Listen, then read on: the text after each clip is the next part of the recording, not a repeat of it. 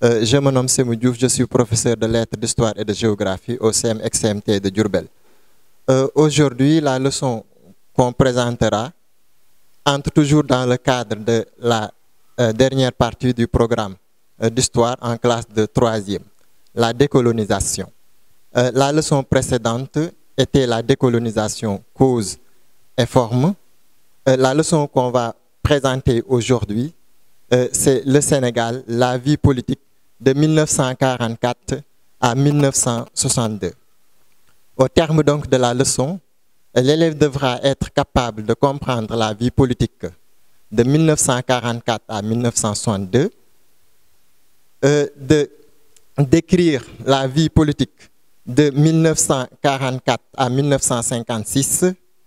Et dans cette partie, il s'agit donc d'étudier l'Union française et les réformes de 1946, le référendum de 1958 et la communauté, expliquer la lutte politique et syndicale de 1947 à 1955, étudier l'évolution de la vie politique sénégalaise de 1956 à 1962. Et dans cette partie, on aura la loi cadre ou l'autonomie, l'éclatement de la Fédération du Mali, l'indépendance et la crise également de 1962 entre Senghor et Mamadou Dia.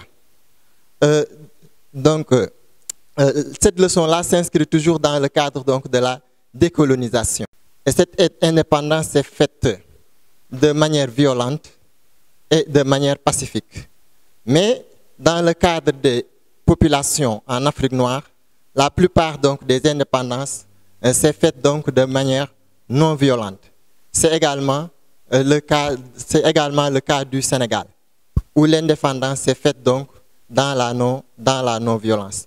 Mais cette indépendance, cette lutte indépendance, elle est incarnée par de grandes figures politiques comme Mamadou Dia, comme Senghor et comme Lamine Gueye.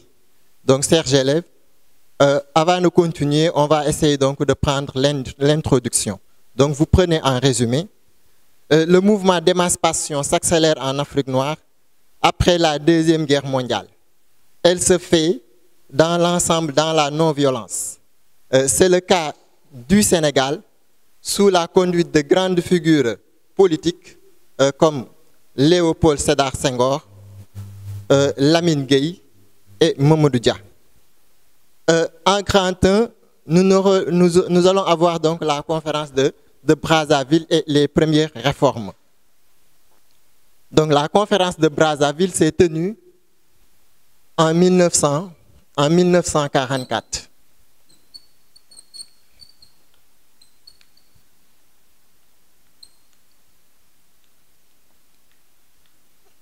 Donc en 1944. Donc avant la fin de la Seconde Guerre mondiale, la métropole qui est la France donc va tenir donc des promesses donc aux colonies. Il s'agit donc des réformes sur le plan économique et social.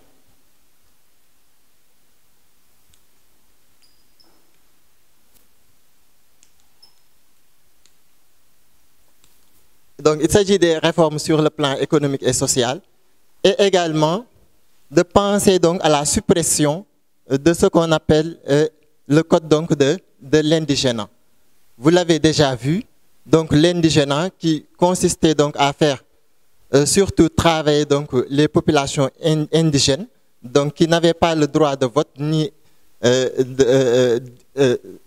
d'aller à l'école, mais également de faire les travaux forcés donc et les corvées. Donc ça, donc pour la suppression donc du code de l'indigénat.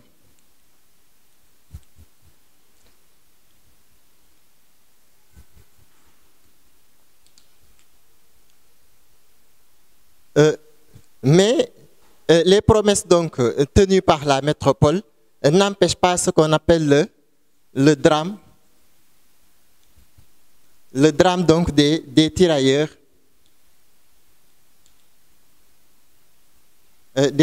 sénégalais. En 1944, au camp au camp de Thiaroye.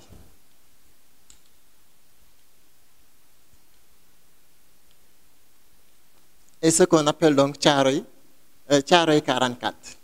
Et vous avez vu, même le président, donc Léopold Sédar Senghor, a écrit donc des textes sur Thiaroye.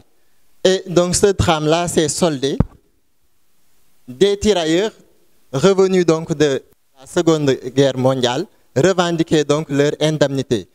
À leur grande surprise, donc ils vont être fusillés et il y aura donc 4 morts, 11 blessés, 45 arrestations,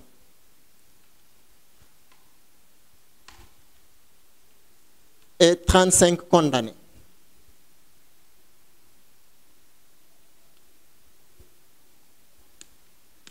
Et 35 condamnés. Donc le bilan est lourd. Mais également, donc, ce mouvement nationaliste, on va le voir au niveau également de Madagascar, parce qu'en Madagascar également, donc la France va réprimer et il y aura donc 100 morts donc, en Madagascar. C'est pour tout simplement dire qu'au lieu d'indemniser donc ces soldats qui sont luttés pour libérer la France, donc ils ont été malmenés, d'autres sont blessés, d'autres sont arrêtés et d'autres donc sont condamnés. Donc c'était les promesses donc tenues à la conférence donc de Brazzaville. Il y a donc les réformes économiques et sociales, il y a la suppression donc du code de l'indigénat, mais ceci n'a pas empêché donc qu'on puisse noter donc le drame des tirailleurs sénégalais au camp donc de Thiaroye 44, qui s'est soldé par 4 morts, 11 blessés, 45 arrestations et 35 donc condamnés. Donc, chers élèves, on va prendre note avant de continuer. Donc, vous notez. Les promesses faites par la France aux colonies d'Afrique noire pendant la Deuxième Guerre mondiale ont été à l'origine de la tenue de la conférence de Brazzaville du 30 janvier au 8 février 1944. Elle préconisa des réformes économiques et sociales dont la naissance de syndicats, mais écarta toute idée d'autonomie, même à long terme. La conférence propose la création d'assemblées fédérales dans les territoires ainsi que la suppression de l'indigénat. Et ces promesses n'empêchent pas le drame des tirailleurs sénégalais de Thiaroye qui fit 4 morts, 11 blessés, 45 arrestations et 37 condamnés. Donc en grand B, on va voir donc l'Union française et les réformes donc de 1946. Ici en 1946, ce qu'il faut noter, c'est la participation.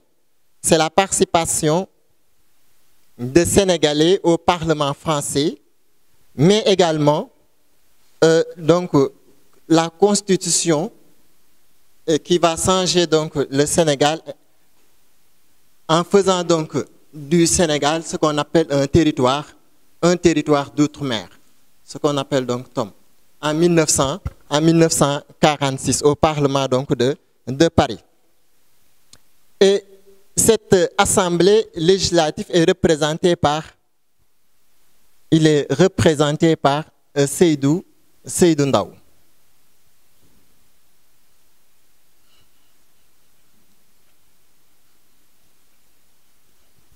Représenté par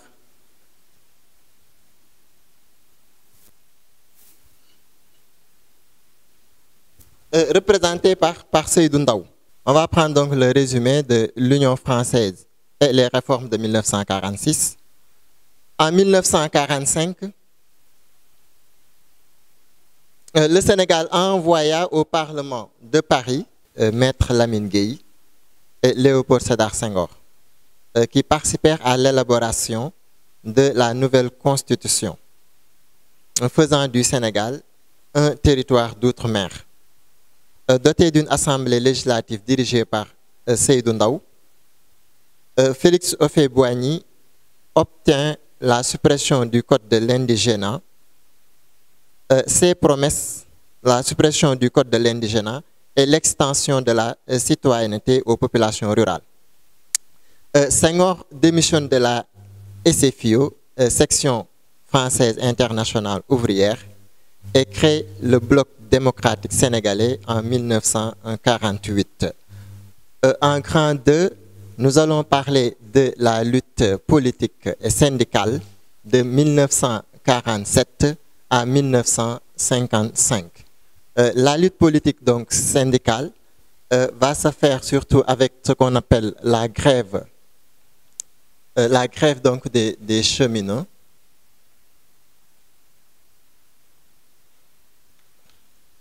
La grève donc des cheminots en octobre 1947 sur l'axe donc Dakar-Niger.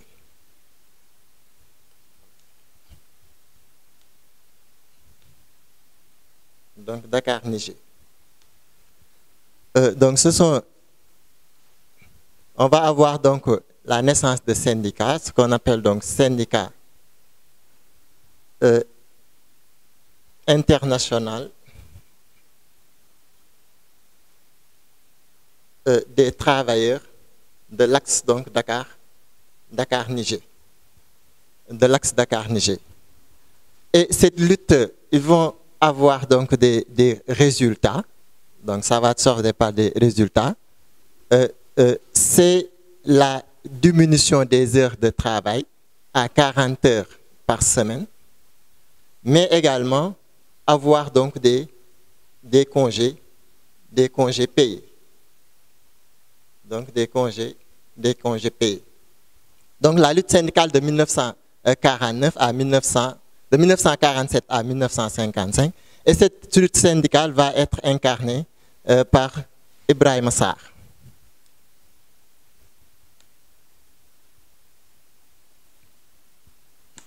Donc par Ibrahima Sarr.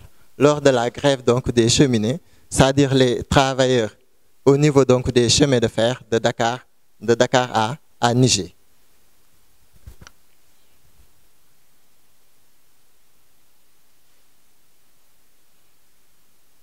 Et cette grève donc va durer également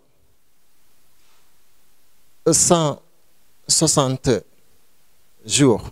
Donc en résumé, la lutte politique et syndicale de 1947 à 1955 va avoir lieu en 1947 au niveau de Dakar et de Niger, sur donc des travailleurs sur le chemin de fer de l'axe Dakar-Niger, et il sera incarné par Ibrahima Sarr.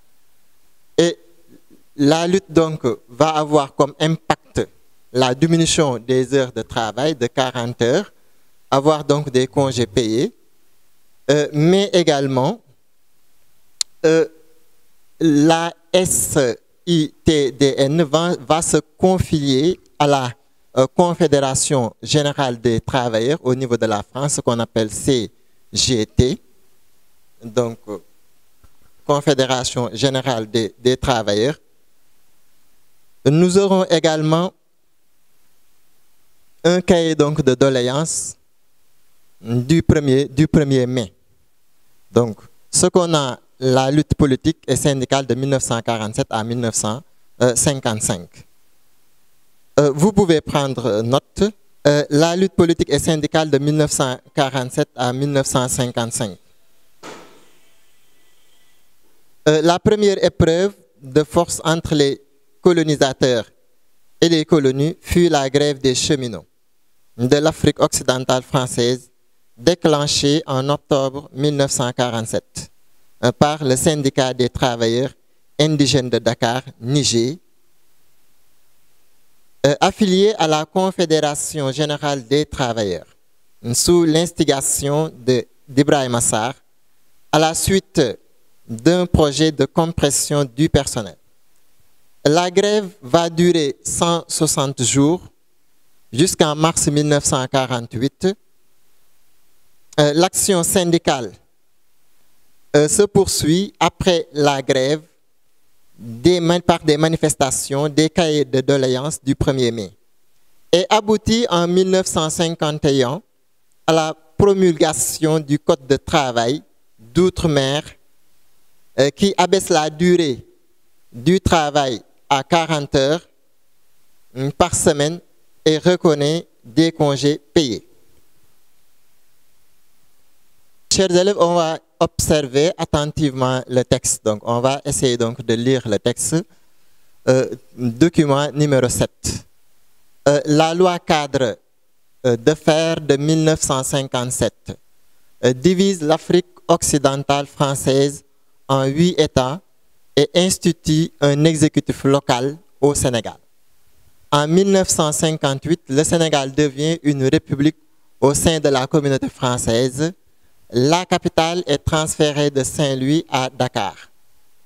Léopold Sédar Senghor et Modibo Keïta, opposés à ce qu'ils appellent la balkanisation de l'Afrique, unissent le Sénégal au Soudan au sein de la Fédération du Mali le 25 août 1960. Une deuxième constitution est votée. Léopold Sédar Senghor est élu président de la République sénégalaise qui proclame son indépendance et est admise à l'Organisation des Nations Unies.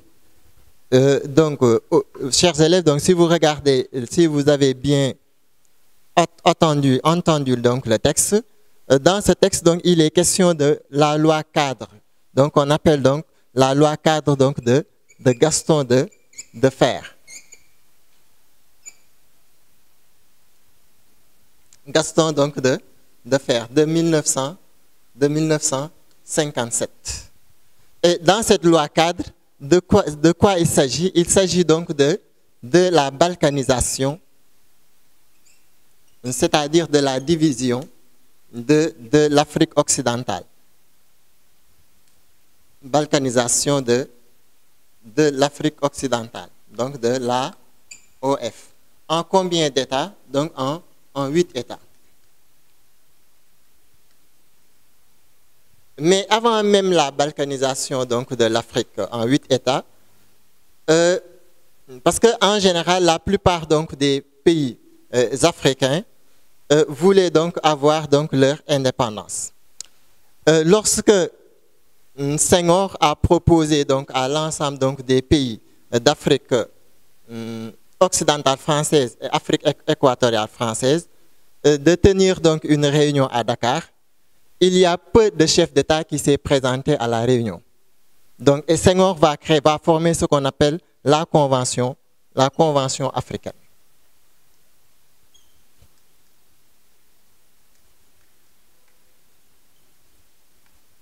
Donc, avec ces 8 États. Donc, ces 8 États. Donc, comprenant que on ne peut pas former donc, un État fédéral, la métropole avait accepté donc, cette division qui est l'émiettement donc, des États africains. Au lieu donc d'avoir un ensemble donc, comme Afrique occidentale française, l'AF, on s'est divisé donc, en 8 États. Et on a vu que donc, la capitale qui était donc, à Saint-Louis est transférée donc, au niveau de Dakar. C'est Lamine Gueye, c'est Mamadou Dia donc, qui a transféré donc, la capitale de Saint-Louis à Dakar. Donc, on va essayer donc de noter rapidement ce passage. La loi cadre a été mise au point sous les pressions des événements par Gaston Fer, ministre de la France d'Outre-mer, et Félix Houphouët-Boigny, ministre délégué. Étape décisive dans la voie d'indépendance. La loi instaure le suffrage universel et donne à chaque territoire un conseil de gouvernement émanant de l'Assemblée territoriale. C'est ainsi qu'au Sénégal, c'est le BPS, né de la fusion du BDS avec l'UDS de Tchernoba et la MAC d'Assane Seck. Vainqueur des élections de mars 1957 contre Lamine Gueye, qui constitue l'ossature du premier conseil,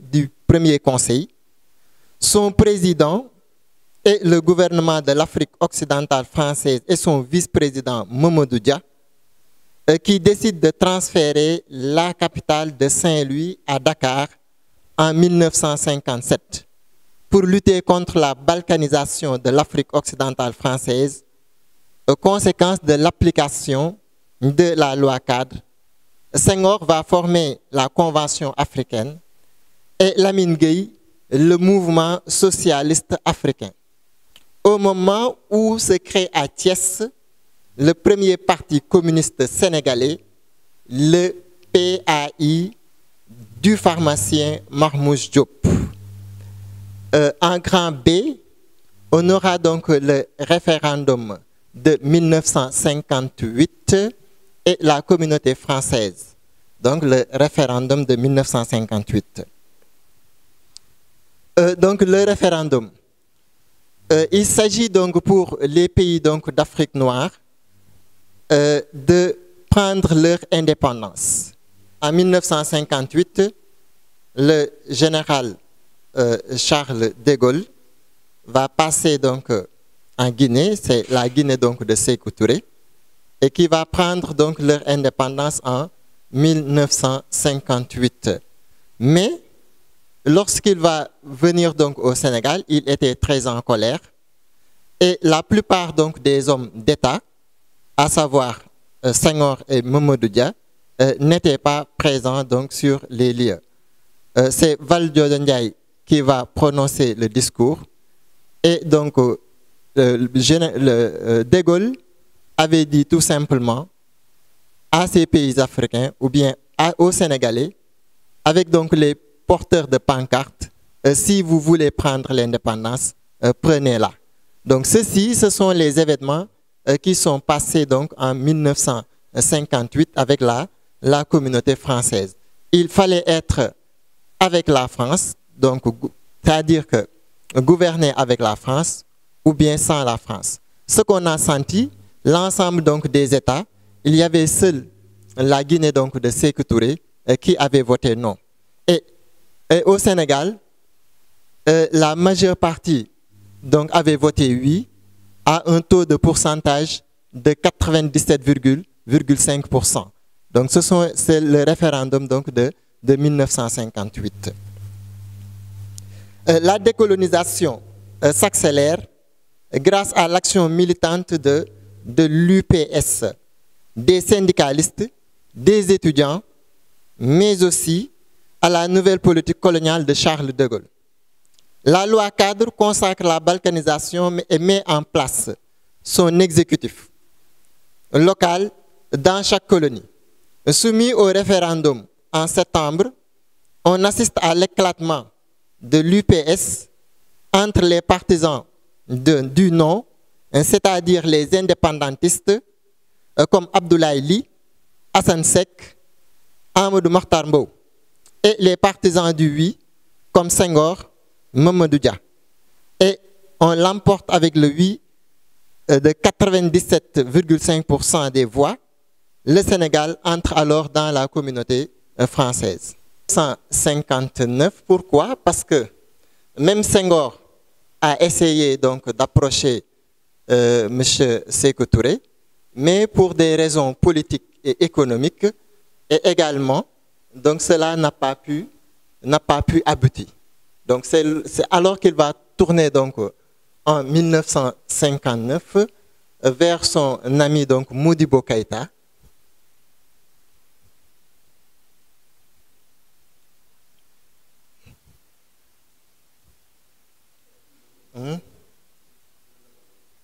C'est comme ça. Donc Modibo Keïta, donc du Mali, et Senghor donc du Sénégal.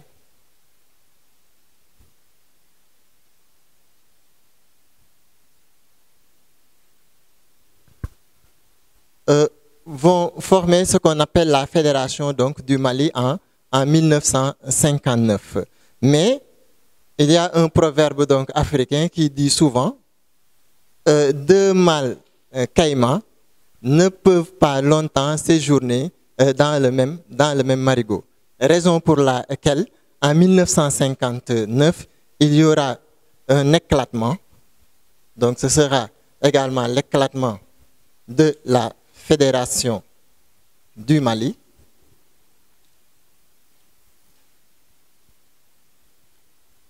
Donc de la Fédération du Mali. Et le Sénégal va prendre également son indépendance en 1960 et avoir comme président de la République Léopold Sédar Senghor. Donc ça, ce sont les raisons donc de l'éclatement de la Fédération donc, du Mali en 1959. Et en 1969, donc, le Sénégal va être indépendant et également va être admis donc, à l'Organisation des Nations Unies. Donc à l'Organisation des Nations Unies en 1960. L'éclatement de la Fédération du Mali et l'indépendance de 1959 à 1960. Modibo Keïta est le président, Mamadou Dia vice-président et Senghor le président de l'Assemblée fédérale.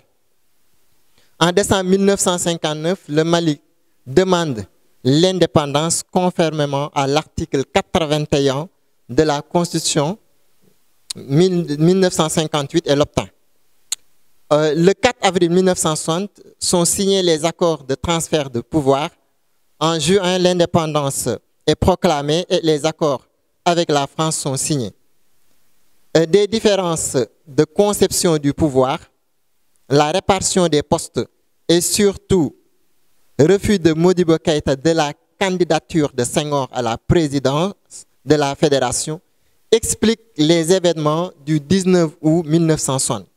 C'est l'échec puis le retrait du Sénégal de la Fédération le 20 août. La République du Sénégal change de constitution, de drapeau et d'hymne. Senghor choisit comme président et Mamadou Dia, Senghor choisit comme président et Mamadou Dia comme premier ministre. Lamine Gueye devient président de l'Assemblée nationale. Le Sénégal adhère à l'Organisation des Nations Unies. On peut retenir la vie politique sénégalaise entre 1944 et 1958 fut dominée par le BDS créé en 1948. Devenu par un jeu donc de coalition avec d'autres formations politiques, le BPS en 1956 et l'UPS en 1958. L'émiettement politique et territorial consécutif et l'évolution internationale de l'Afrique noire française incitent les colonies du Sénégal et du Soudan français à créer la Fédération du Mali en 1959. Celle-ci éclata en août 1960 par la suite de divergences entre ses dirigeants. Le Sénégal proclama son indépendance le 4 avril 1960. Léopold Sédar Senghor devient président de la République et Mamadou Dia le président du Conseil. Déchu en 1962 des suites d'une tentative de coup d'État présumée. L'indépendance acquise, il fallait alors s'atteler à des tâches de développement et de construction de la nation sénégalaise. Merci chers téléspectateurs et chères téléspectatrices.